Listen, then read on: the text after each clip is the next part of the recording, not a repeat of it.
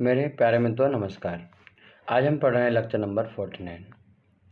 हम आपको अपने मोबाइल एप्लीकेशन केमिकल गुरु और अपने यूट्यूब चैनल केमिकल गुरु पे पढ़ा रहे हैं। आज का टॉपिक है ट्रांजिएंट हीट ट्रांसफ़र यानी अनस्टेडी स्टेट हीट ट्रांसफ़र। तो जैसा कि आपको मालूम है, अभी HOL का एग्ज़ाम हुआ था 12 सितंबर को, और उसमें से 55 में से लगभग 50 क्वेश्चन ऐसे थे जो हमारे डिफरेंट लेक्चर से आए हुए थे।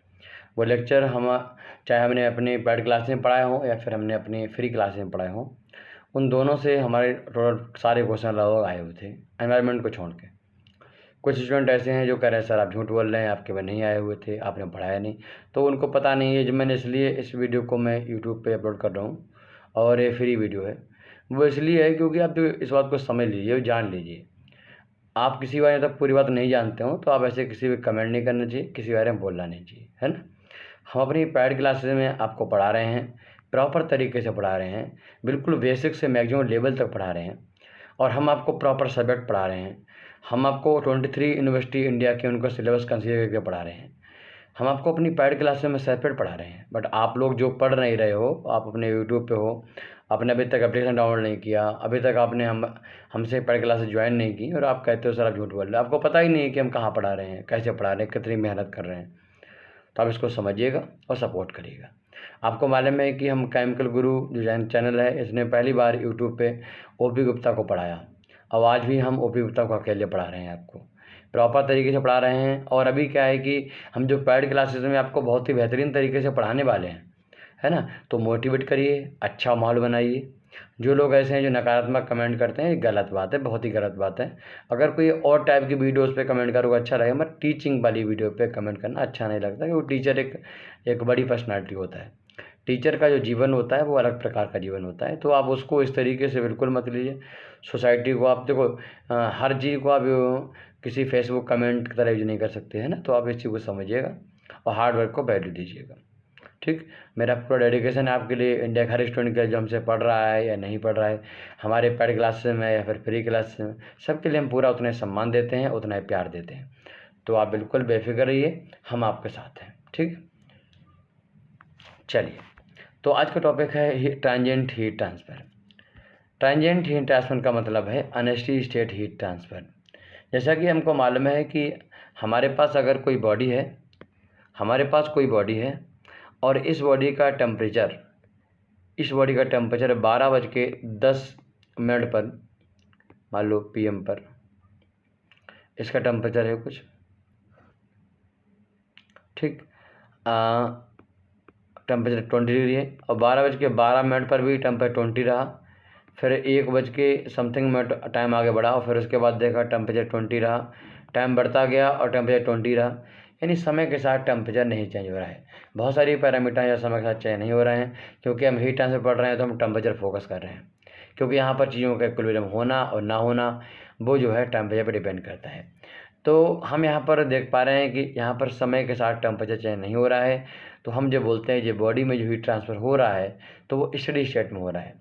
अगर हीट ट्रांसफ़र इस तरीके से हो, किसी बॉडी का टेम्परेचर चेंज ना हो, उसके थ्रू हीट ट्रांसफ़र हो, तो ऐसे केस में हम बोल सकते हैं this is the heat transfer, steady state heat transfer, when the temperature of body remains constant. But अगर हम देखें कि भाई टेम्परेचर चेंज हो रहा है समय के साथ, बॉडी में हीट ट्रांसफ़र, बॉडी से किसी में हीट ट्रांसफ़र हो रहा है, बट टेम्परेचर चेंज हो रहा है। टेम्परेचर चेंज होने का मतलब टेम्परेचर बढ़ रहा है या फिर टेम्परेचर घट रहा है, यानी बॉडी या तो गर्म हो रही है या फिर कूल हो रही है। बॉडी गर्म होने का मतलब है टेम्परेचर बढ़ना, बॉडी ठंडी होने का मतलब उसका टेम्परेचर टोटल एनर्जी उसकी जो है energy of the body which depends upon the temperature of body and depends upon the specific heat of body. This is called total energy of the body, internal energy of the body. तो हम कह सकते हैं अगर किसी body का temperature बढ़ रहा हो तो इंटरनल एनर्जी बढ़ रही है, मतलब बॉडी हीट हो रही है। तो ऐसे केस में अगर टेम्परेचर बढ़ रहा है, घट रहा है, तो और हीट ट्रांसफ़र इस तरीके से हो रहा है, तो हम उसको अनस्टेडी हीट ट्रांसफ़र बोलते हैं या फिर ट्रांजिएंट हीट ट्रांसफ़र कहते हैं। तो इसमें स्टूडेंट कहते सर एग्जाम्पल दीजिए कि हीट ट्रांसफ़र ट्रांजिएंट होता है, कहाँ कहाँ होता है। तो जो हमारे इंटरनल कंबसन इंजन होते हैं, आईसी इंजन होते हैं, उनकी कूलिंग होती है। आप देखते हो कि जैसे बर्निंग होती है तो वहाँ पर क्या होता है, अब लिख लीजिए, पहला एग्जाम्पल लिख लीजिए, आईसी इंजन, ठीक। तो भाई आईसी इंजन जो होते हैं जो हम गाड़ी में यूज करते हैं वो समय के साथ कंबसन होता है तो गर्म होते हैं, एक हीटअप ना हो पर एक ज़्यादा टेम्परेचर से, तो इसलिए हम क्या करते हैं उनकी प्रॉपर कूलिंग करते हैं। बाय द फिन्स टाइप का हीट एक्सचेंजर होता है, उससे हम प्रॉपर कूलिंग करते हैं, तो वो कूलिंग से टेम्परेचर उनका डाउन होता है। This is the example of the unsteady state heat transfer और टेंजेंट हीट ट्रांसफर। ऐसे डिफरेंट ऑटोमोबाइल के इंजन हैं वो भी ऐसे ही काम करते हैं। इसके अलावा आप देखते हो कि हम किसी भी स्टील प्लांट में हम या फिर किसी मेटल वर्कशॉप में हम जहाँ पर पहले मेटल गर्म करते हैं, उसको कोई शेप देते हैं, फिर उसको हम ठंडा करते हैं, the called quenching of the metal. तो हम वहाँ पर भी आप देख पा रहे हो कि हम वहाँ पर क्या करते हैं, वहाँ पर अचानक टेम्पर डाउन करते हैं। This is the again example of the unsteady heat transfer. तो ये एक अच्छा एग्जाम्पल है जो आप समझ सकते हो। हम ऐसे बहुत सारी जगह हैं जहाँ पर हम देखो क्या है, हीट एक्सचेंजर्स है। हीट एक्सचेंजर शुरू में हम उसको लाइन में लिया, कोई हीट एक्सचेंजर वाला फिन टाइप हीट एक्सचेंजर है, इसमें डिफरेंट फिन लगी हुई हैं।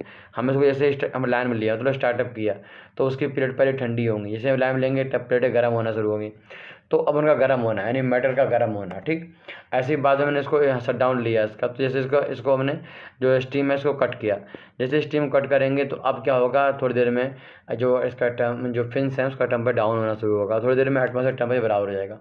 तो इस तरीके से उसका कूलिंग होना। तो किसी भी हीट एक्सचेंजर डिवाइस का उसका स्टार्टअप करना और या फिर उसको शट डाउन लेना, दोनों कंडीशन में जो यहाँ पर एग्जाम्पल है, this is the again example of unsteady heat transfer.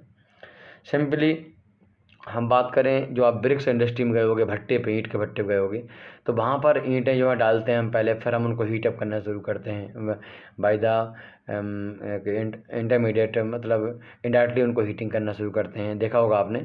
तो वो भी एक एग्जाम्पल है, मतलब जो बर्निंग ऑफ ब्रिक है, this is the again example of unsteady heat transfer.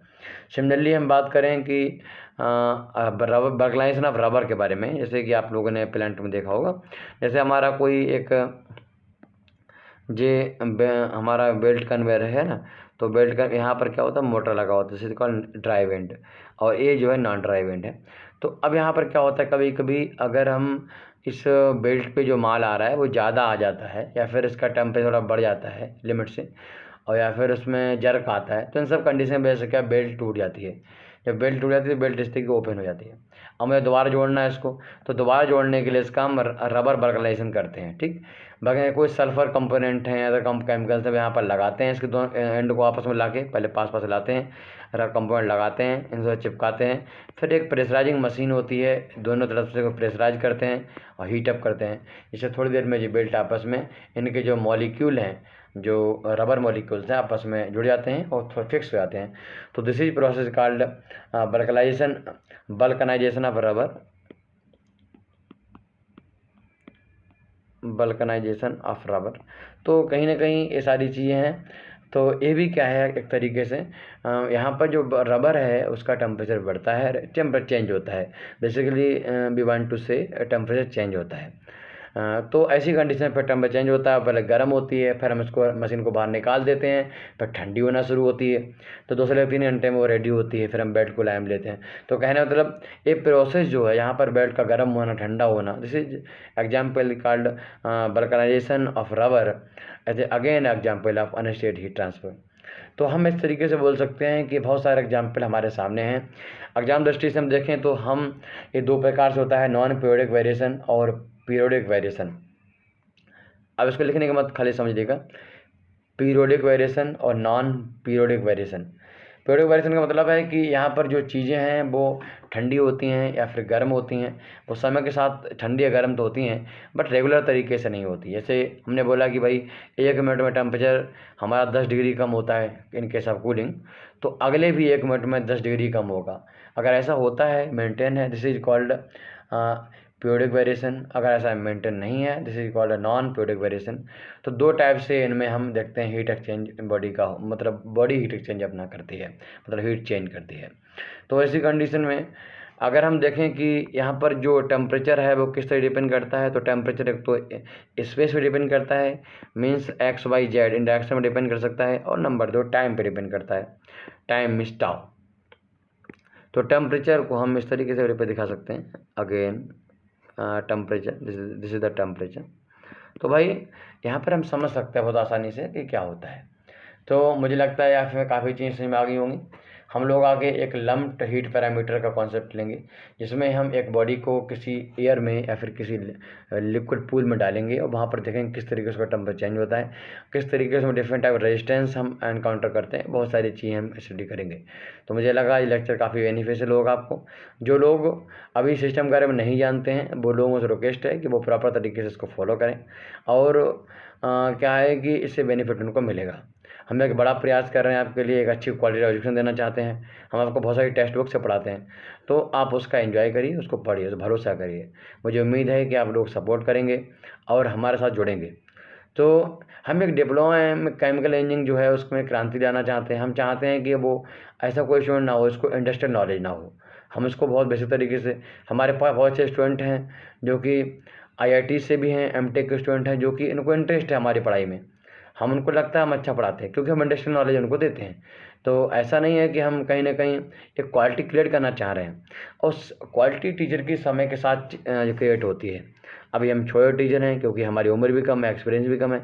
समय जैसे बढ़ेगा हम बड़े टीचर बनेंगे, मतलब आपके बड़े टीचर मतलब हम और आपको हेल्पफुल हो पाएंगे। जितनी हेल्प करते हैं उससे ज़्यादा हेल्प कर पाएंगे, this is the meaning of. तो कहीं ना कहीं सपोर्ट करिए, आप सपोर्ट करोगे तो हम मोटिवेशन मिलेगा, हम आपकी और ज़्यादा हेल्प कर पाएंगे। और डिमोटिवेट करोगे तो बहुत तकलीफ होगी। आप देखते हो कि किसी भी काम को करना जो होता है बड़ा मुश्किल काम होता है, और क्रिटिसाइज करना बहुत ही आसान काम होता है। तो इसलिए जो है इन चीज़ों का ध्यान दीजिएगा। पिछले लेक्चर में हम लोगों ने जो बात की थी वो अपना हमने देखी थी किस तरीके से कोई बॉडी अगर हमारी दोनों तरफ से किसी टेम्परेचर पे रखी हुई है, तो उसमें हम लोगों ने देखा था कि एक मतलब एक टेम्परेचर प्रोफाइल निकल के आया था। हम लोगों ने देखा this is the T minus TW, TW the wild temperature, T0 this the initial temperature at a body when, यहाँ पर इस तरीके से जब हीट जनरेशन यहाँ पर होता है तो हम देखा था T0 यहाँ पर टेम्परेचर था, और TW जब हमने देखा था heat conduction in case of heat generation हम लोगों ने देखा था। तो जो निकल के आया था 1 माइनस एक्स अपॉन एल, है ना। आपने देखा था एक्स जो है वो कोई भी डिस्टेंस यहाँ से यहाँ तक, और जो एल या लेंथ है, जो एल माइनस एल में लेंथ दोनों तरफ है। फिलहाल हमने देखा था इसमें हम लोग एक चीज़ को कंसिडर कर सकते हैं कि वो है कि देखो मान लेता हूँ कि ये बॉडी है हमारे पास, और यहाँ पर मान लो हीट जनरेट हो रही है, ठीक है, या फिर जर्नी होते या बॉडी के थ्रू हीट ट्रांसफर हो रहा है, हम ऐसा मान सकते हैं। एक्स बराबर 0 है और एक्स बराबर एल है, ठीक। हम ऐसे मान सकते हैं कि हम कंटिन्यू देखेंगे कि भैया इसमें क्या हो रहा है। यहाँ पर क्यों मान लीजिए, ठीक है, एग्जाम्पल। अब हम इफ़ 1 फेज इंसुलेटेड, कोई भी हमारे पास वैसे हो सकता है। यूरिया प्लांट में तो इसमें यूरिया को, लिक्विड यूरिया को रखा जाता है। ज़्यादातर प्लांट में उसका नाम B5 होता है, तो हम उसका एग्जाम्पल ले सकते हैं। तो उसकी तरफ इंसुलेशन है, मान लो यहाँ पर इंसुलेशन है, इस तरीके से हम ऐसे ले सकते हैं कि यहाँ पर इंसुलेशन है, इस तरीके से इंसुलेशन लगा हुआ है। अगर इसके लिए एक्स बराबर 0 बताएगा जहाँ पर इंसुलेशन लगा हुआ है, तो यहाँ पर क्या होगा dt/dx। यहाँ पर जो है इंसुलेशन है, इसलिए यहाँ पर समय के साथ कोई भी चेंज नहीं होगा, तो उसके लिए एक्सप्रेशन होगा। और अगर हम देखें Q क्या है, Q माइनस KA और del T/del x, इसकी वैल्यू तो 0 है, तो ये पूरा क्या है 0 जाएगा, ठीक। तो इस तरीके से हम इसको समझ सकते हैं। चलिए फिलहाल हम नेक्स्ट टॉपिक में पढ़ाएंगे आपको लम्प्ड हीट पैरामीटर कॉन्सेप्ट। तो वहाँ पर आपको बताएंगे कि लम्प्ड पैरामीटर क्या होता है, क्या उसकी विशेषताएं हैं, उसमें बायोट नंबर किस तरीके से रोल पे करता है, फोरियर नंबर पे करता है। जिन लोगों ने हमारा मोबाइल एप्लीकेशन केमिकल गुरु डाउनलोड नहीं किया वो लोग कर लें, और वहाँ पर बहुत सारे फ्री वीडियो भी हैं, और बहुत ही मिनिमम फीस में हम लोगों ने क्या किया, आपको पढ़ाया है।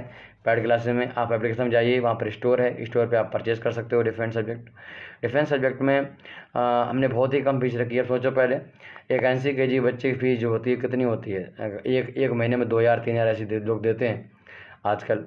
मगर हमने आपको पूरा डिप्लोमा BTech लेवल तक एजुकेशन, बहुत हाई फाई एजुकेशन, पूरा सिलेबस आप गो थ्रू होगे तो आप समझोगे। वो मैंने मात्र आपको 1000 और 1200 में दिया है, तो कितनी ये, अब फिर भी आप सपोर्ट नहीं कर पाओगे तो ये अच्छी बात नहीं है। तो मुझे लगता है उन सभी स्टूडेंट को बहुत बहुत धन्यवाद देना चाहता हूँ जिन्होंने हमारे चैनल को इतना सपोर्ट किया और हमारे साथ रहे। फिर मिलते हैं, नमस्कार, जय हिंद, जय भारत।